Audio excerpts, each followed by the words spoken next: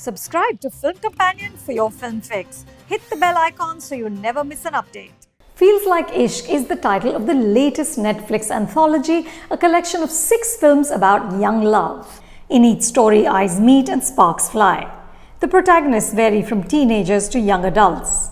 The circumstances range from a protest to a marriage that almost falls apart to a job interview. The actors are a sprinkling of new and familiar faces, including Radhika Madan, Rohit, Saraf, and Tanya Maniktala.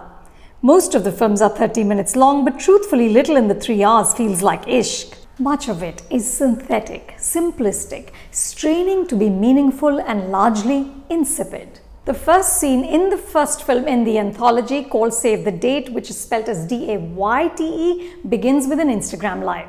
Radhika plays Avni, an Instagram influencer with over 500,000 followers. 84,000 people watch her talk about her best friend's impending wedding. Since these stories are about young people, cell phones, social media, and hashtags play a pivotal role. In Star Host, a girl struggling with a controlling boyfriend embarks on a solo holiday and captures each epiphany with a photo and a hashtag. In Quarantine Crush, a teenage boy in Chandigarh who doesn't yet own a phone borrows his mother's and texts the girl next door. In She Loves Me Not, the one same-sex story in the anthology, a bisexual girl is thrilled to discover on social media that her crush is gay. Text messages and social media posts flash on screen. The word fuck is used a lot. In some stories, music makes the heart grow fonder. But this celebration of youth in the first flush of amour falters because the writing is so banal. Sample some of the dialogue. In Star Host, directed by Anand Tiwari and written by Saurabh Swami, with additional writing by Arsh Vora and Ritvik Joshi, a wise elderly restaurant owner gives the following advice: life is too short to pass judgment on something like bengan that you've never tried. Later, one character refers to another as a toxic tattu. In She Loves Me Not, directed by Danish Aslam and written by Sulagna Chatterjee, we are told, never judge a lesbian by her cover, or real life is this, traffic, pollution, or pyar.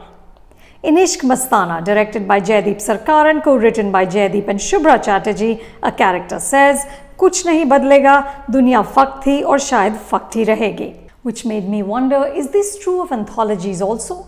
Rising Above the Dreck is Interview, directed by Sachin Kundalkar, who you might remember from the intriguing Ayya, in which a man's fragrance kindles an intense love story.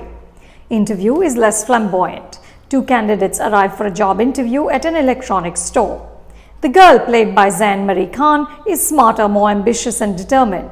The boy, played by Neeraj Madhav, is from Kerala. New to Mumbai, he is hesitant and conscious of his accent. But as they wait for their turn, she tutors him and they find a hint of a friendship. Sachin and co-writer Aarti Raval layer in commentary about Mumbai's inherent cosmopolitan textures, the struggle to find a foothold in the city, and the gaping distance between the lives of salespeople and the dreams they are selling. Unlike the other films, there is a sting in this story which only makes it sweeter. You might also find a lingering sweetness in Tahira Kashyap Khurana's Quarantine Crush. The title is a tad too cute, but Mihir Ahuja as Maninder, a fumbling, bumbling, besotted boy, makes up for it. This story by Ghazal Daliwal also makes room for a fun, overbearing mother who has her own aspirations to be a YouTube star, Tadke ki Maharani Manjeet. Incidentally, the songs in the film have been composed by Ayushmann Khurrana and Sameer Kaushal.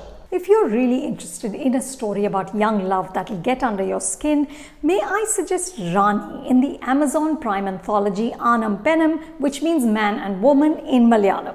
Directed by Ashik Abo, the film is about 2 college students who head to a scenic but remote spot with sex on their minds. What happens next is unexpected, wickedly funny, and frightening. Ashik gives the story biblical underpinnings, and the actors Roshan Mathew and Darshana Rajendran are terrific. Feels Like Ishq has little of this subversion, irreverence, or messiness. You can watch the film on Netflix India. For more reviews like this, subscribe to Film Companion. Don't forget to check out our website, filmcompanion.in.